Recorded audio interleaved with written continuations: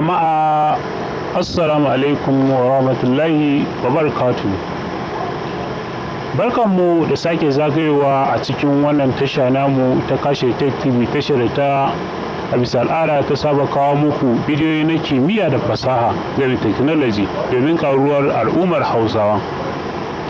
A yau ma tashar Kashe Tech TV ta sake kawo muku wani sabon bidiyo wanda ke dauke da dimbin ilimi a cikinsa. Yau darasinmu na yau zai mana magana ne akan yadda za ka ɗora email address ɗin yadda za ka ɗora anguwanku, shago ko kuma gida akan Google Map, wato Google location kenan.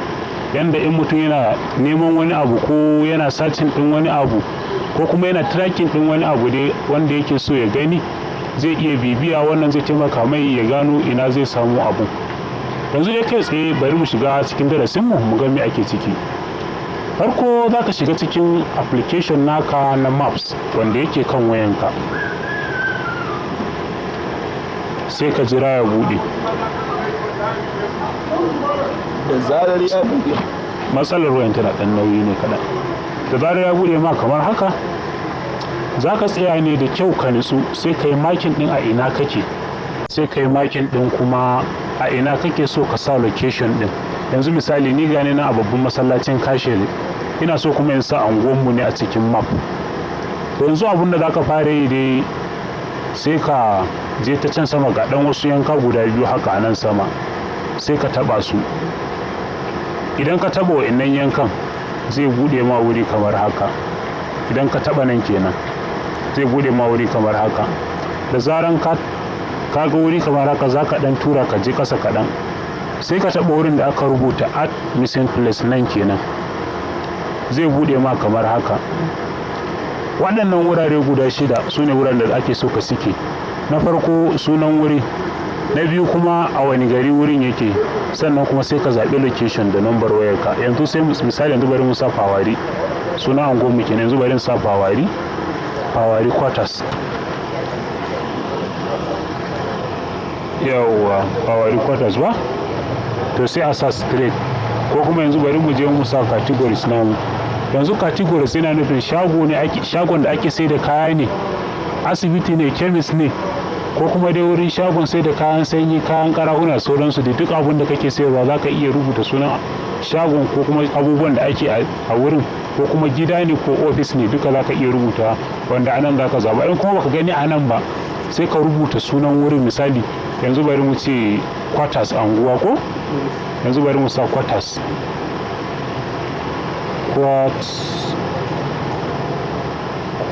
I'm sorry. Quarters. Bari mu dan yi gyara kaɗan. Sai mu sa quarters. Yanzu kaga quarters shi anguwa ba a taɓa yadda a sa shi anguwa gaba ɗaya in ba tare da kana da website naka ba. In kana da website yana nuna cewa kai babba ne, to da haka za ka iya sa quarters a map. In ka sa shi a quarters, yana nufin kenan anguwanku kenan. To amma ba zai yi a matsayin anguwanku ba, saboda kai ɗaya ba za ka iya sakawa ba in dai a ƙaramar na'ura ne. Don haka sai dai ka sa Travel Headquarters. Nan wurin sai ka sa number wayanka da za a same ka. Sannan nan wurin shine inda ake sa website. To ba za mu skipin nashi, yanzu sai mu saka ranakun da ake buɗewa. Yanzu misali ni barin sa ranakun da nake ɗora bidiyo a matsayin ranakun da ake buɗewa. Ana so location ɗinka, location ɗin na'urar da ka buɗe location ɗin na'urar da ka buɗe map ɗin da shi ya zama na kullum yana buɗe. To in kuma ba kullum yana buɗe ba, sai ka sa ranakun da yake buɗe saboda mutum ya samu sauƙin ganowa. Sai ka taɓa next. Yanzu ni misali na sa Wednesday, Friday da kuma Monday. Sai ka taɓa nan, sai ka zaɓi gari, anguwan da za ka saka, ko kuma location ɗin da aka makala anguwa. Yanzu sai ka sa sun ka buɗa su da matso sosai da za ka gane. Yanzu nan gashi nan Central Primary School Kashere, Kanon Kashere Primary School kenan wannan.